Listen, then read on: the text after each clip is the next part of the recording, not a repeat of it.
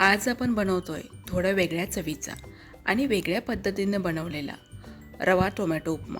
हा उपमा बनवण्यासाठी मिक्सरच्या भांड्यामध्ये एक मोठ्या आकाराचा चांगला पिकलेला टोमॅटो बारीक कट करून घेतला. त्याबरोबरच 3 हिरवी मिरची आणि 2 आल्याचे तुकडे घेतले. आता हे सगळं पाणी न घालता मिक्सरमधून याची एकदम बारीक पेस्ट बनवून घेतली.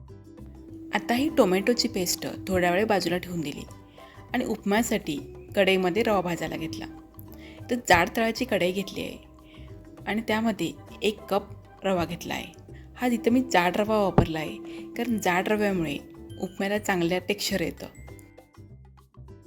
मंद गॅसवर कमीत कमी 4 ते 5 मिनिटांसाठी हा रवा भाजून घ्यायचा आहे.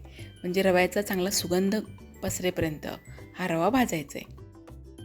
मी किराणा आणल्यानंतरच रव्यामध्ये आळी होऊ नयेत म्हणून रवा भाजून ठेवते. त्यामुळे आता जास्त वेळ रवा भाजायची गरज लागत नाही. फक्त 2 मिनिटांमध्ये रवा भाजून तयार होतो. भाजलेला रवा एका ताटामध्ये काढून घेतला आणि त्याच कढईमध्ये 3 चमचे तेल घेतलं. तेल चांगलं तापल्यावर त्यामध्ये 10 ते 12 शेंगदाणे आणि 7 ते 8 काजूच्या पाकळ्या घातल्या. आता हे फक्त 1 मिनिटांसाठी मंद गॅसवर परतून घेतलं. म्हणजे याचा कलर बदलेपर्यंत हे परतलं नाही, कारण आपण यामध्ये चणा डाळ आणि उडीद डाळ पण घालणार आहोत. त्याच्याबरोबर पुन्हा हे काजू आणि शेंगदाणे भाजले जातात, त्यामुळे सुरुवातीलाच मी जास्त वेळ ते परतलं नाही. आता हे 1 मिनिटासाठी परतून झाल्यानंतर त्यामध्ये लगेचच 1 चमचा चणा डाळ आणि 1 चमचा उडीद डाळ घातली आणि आता हे सगळे एकत्र करून पुन्हा 2 मिनिटांसाठी म्हणजे डाळीचा थोडासा रंग बदलेपर्यंत परतून घेतलं. आता यामध्येच फोडणी बनवून घेतली. फोडणीसाठी मोहरी, जिरं, कढीपत्ता आणि हिंग घातला.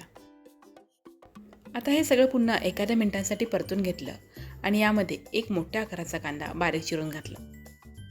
कांदा चांगला मऊ होईपर्यंत आणि थोडासा रंग बदलेपर्यंत 3 ते 4 मिनिटांसाठी मंद गॅसवर परतून घेतला.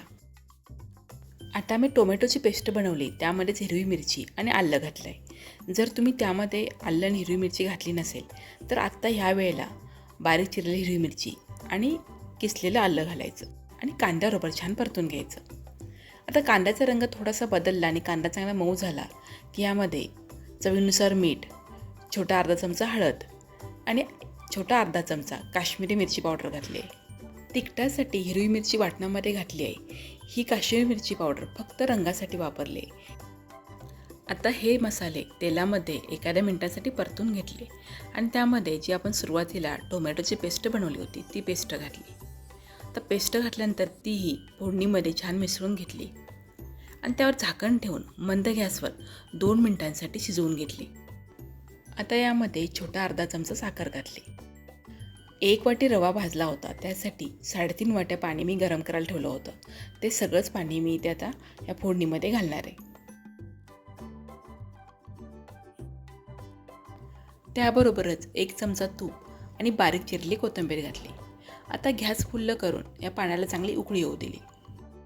यामध्ये गरम पाणी घातलेलं असल्यामुळे पाण्याला लगेच उकळी येते, पण तरीही 2 मिनिटांसाठी हे छान असंच उकळून घ्यायचं आणि मग गॅस कमी करायचा आणि आपण जो रवा भाजून घेतला आहे तो रवा यामध्ये अगदी थोडा थोडा टाकायचा आणि दुसऱ्या हाताने लगेचच हे भरभर हलवून घ्यायचं, म्हणजे यामध्ये गाठी होत नाहीत.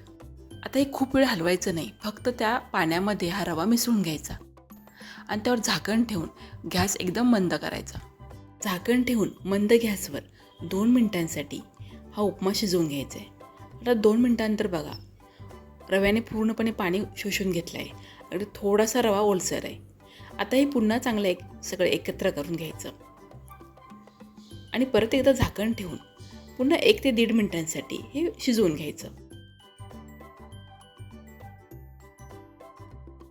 आता तुम्ही बघू शकताय उपमा एकदम मऊ मोकळा झाला आहे आणि अजिबात त्यामध्ये गाठी झाल्या नाही आहेत. तर असा हा आपला वेगळ्या चवीचा आणि वेगळ्या रंगाचा उपमा तयार आहे. हा टोमॅटो उपमा एकदा नक्की बनवून पहा आणि तुम्हाला कसा वाटला कमेंटमध्ये जरूर सांगा. व्हिडिओला लाईक आणि शेअर करा. चॅनलवर नवीन असाल तर सबस्क्राईब करा.